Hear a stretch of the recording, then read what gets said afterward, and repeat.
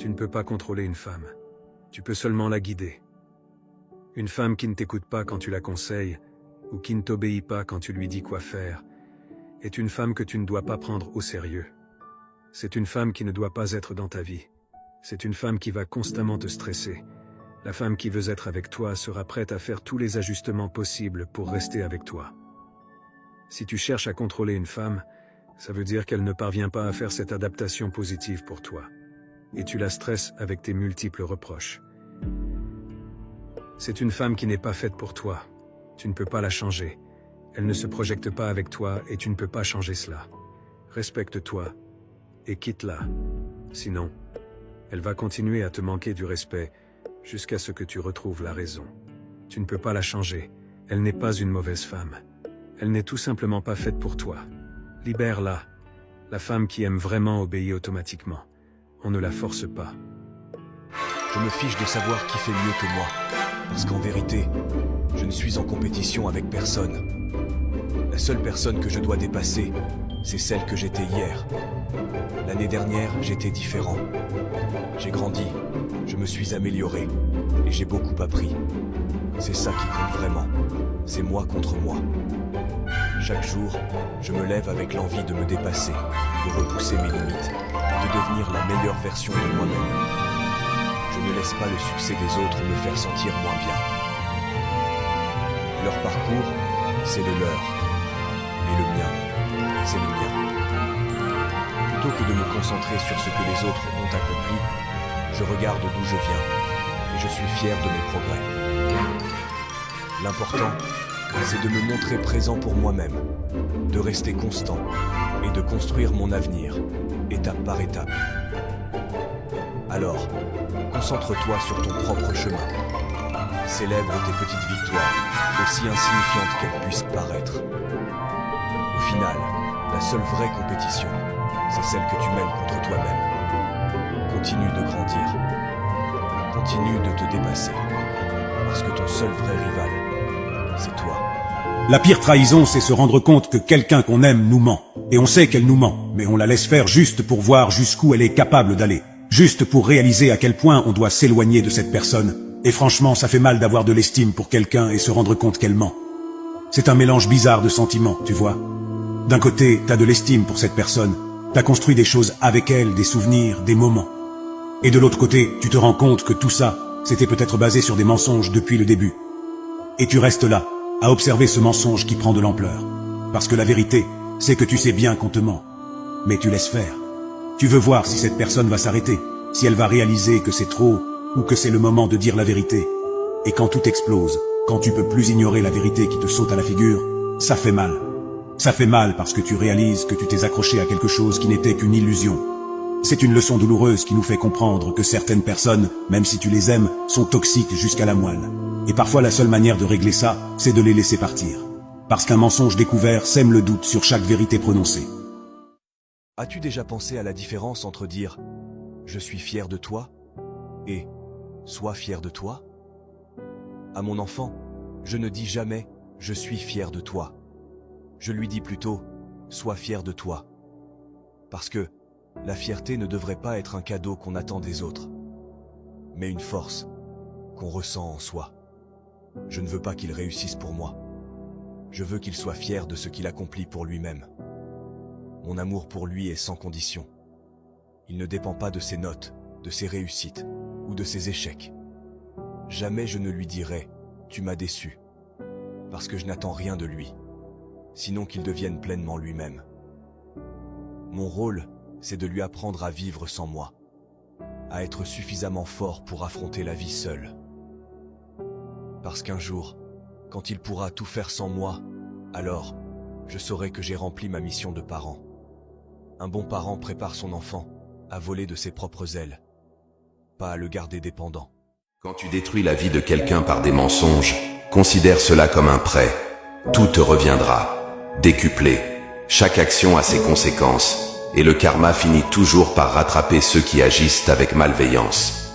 Quand tu aides quelqu'un en espérant quelque chose en retour, ce n'est pas de la bonté, c'est un échange. La véritable générosité est celle qui n'attend rien en retour. N'aie pas peur de perdre des gens, crains plutôt de te perdre toi-même en cherchant à plaire à tout le monde. Sois fidèle à qui tu es, respecte tes valeurs et laisse ta véritable... Le passé est le passé. Le futur n'existe pas. Chaque jour, il faut garder la tête haute, regarder vers l'avant, faire en sorte d'être fier de qui on est, d'être authentique. Parce que je me fiche qu'il m'aime. Je me fiche qu'il parle de moi, et tu sais pourquoi? Parce que ces mêmes personnes-là, quand je vais réussir parce que oui, je vais réussir, ils reviendront pour me lécher les bottes. Alors je n'ai pas le temps pour leur bavardage, pas le temps pour les distractions. J'ai du travail à faire. Mes proches comptent sur moi, je ne dois pas les décevoir car je suis un soldat. J'espère que tu as cette mentalité de gagnant, de toujours vouloir faire plus, parce que dans la vie, on n'essaye pas, on le fait. On échoue, on recommence. Je tombe, je me relève. Garde la tête haute, malgré les déceptions et les échecs. Tes proches vont sûrement te prendre pour un fou. Ils ne vont pas croire en toi. Et tu sais quoi? Parfait, c'est à toi de leur montrer que tu avais raison depuis le début. Ne raconte jamais trop de choses sur toi aux autres. Réfléchis un instant.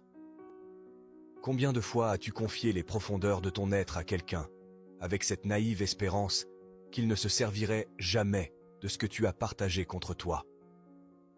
Tu t'ouvres, tu laisses voir tes vulnérabilités, tes secrets les mieux gardés.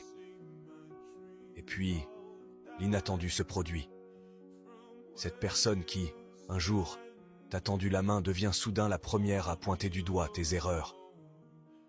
Dans les moments de jalousie ou de rancune, c'est là que le non-voyant commence à voir, que le muet se met à parler et que le sourd entend. Parfois, la trahison vient de là où on s'y attend le moins.